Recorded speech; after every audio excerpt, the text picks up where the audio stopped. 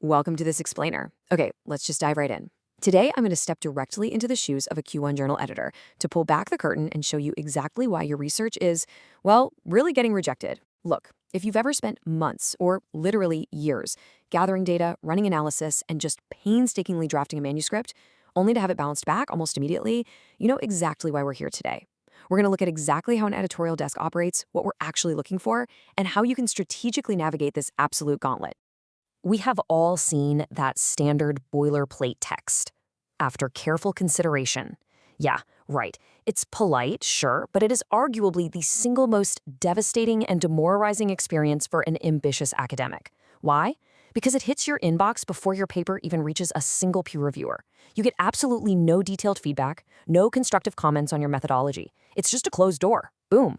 But honestly, understanding exactly why editors send this specific message is your very first step to making sure you never, ever receive it again.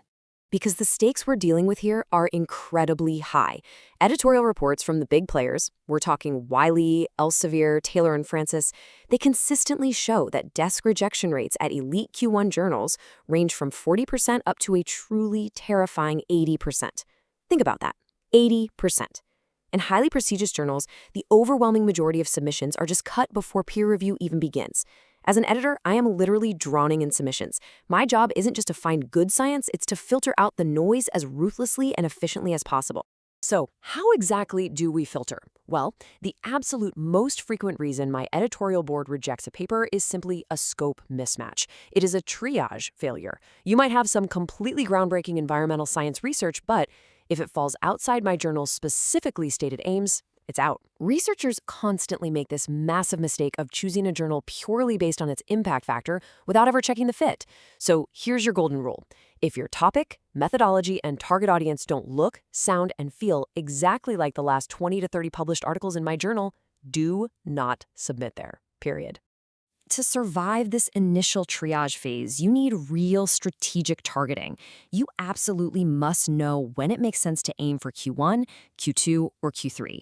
Q1 journals, those are the top 25% in a discipline. They give you the highest prestige and global visibility, but you're facing brutal competition and very low acceptance rates. If you need visibility but want a much better chance of actually getting accepted, aim for the balanced Q2 tier. And, if you're an early career researcher needing momentum, speed, and just a really solid stepping stone, Q3 journals are incredibly valid and highly accessible. You have to align your submission strategy directly with what your career needs right now. Okay, let's say you chose the right journal and you actually survived that initial scope triage. Awesome. Next, I'm looking straight at your structure. Think of your manuscript like a house blueprint. Your theoretical framework, it isn't just some throwaway paragraph you mention once and forget about. It is the electrical system of the entire house. It has to deliver power through every single room, your problem statement, your purpose, your methodology, and your data analysis. If I mentally walk into your methodology room and try to turn on the lights and they don't turn on because it's completely disconnected from your theory, your paper goes straight into the rejection pile. The totally crucial point here is executing the strict format flawlessly. IMRAD. Introduction, methodology, results, and discussion. Elite journals expect this to be precise. You need a compelling introduction that really justifies the research. You need a rigorous methodology that literally any peer could replicate. A results section that is purely 100% objective, just reporting the findings. And finally, an interpretive discussion. Any structural deviation, like, say, mixing your personal interpretations into that objective results section, just proves to me that you aren't quite ready for a top-tier publication. Now, the secret to a perfect introduction actually lies in John Swales Carr's model, Create a Research Space. It breaks down exactly how you must first execute Move 1, claiming centrality and establishing a broad territory. You have to tell the discourse community why this general area even matters. And then you aggressively pivot to Move 2, carving out your specific niche or gap. You've got a counterclaim, clearly indicate a gap in the existing literature, or raise a completely new question. You are literally building a space that only your specific research can fill. And right within that niche you just carved out, you have to build a flawless problem statement. And listen, it isn't just an opinion, it is a very specific equation. First, the principal proposition. You establish the known facts, fully supported by the literature. Second, you collide it with an interactive proposition. This is exactly where you introduce an anomaly or a contradiction using really powerful pivot words like however or yet. This creates unavoidable intellectual tension. Finally, the speculative proposition, exactly what your study is going to do to resolve that tension. If I don't feel that tension as an editor, I am simply not going to care about your solution. Just before leaving the introduction entirely, I need one final thing from you, a crystal clear roadmap paragraph.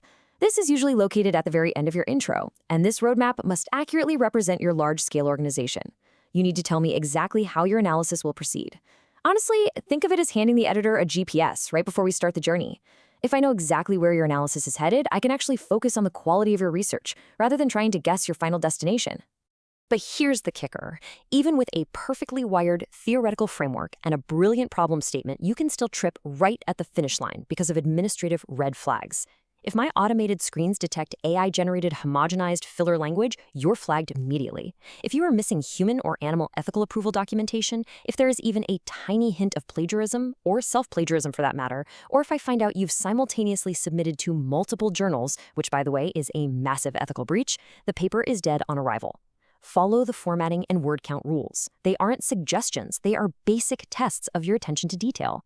Finally, let's talk about the very first thing I read, which ironically is usually the last thing you write, your cover letter. Please listen carefully to this.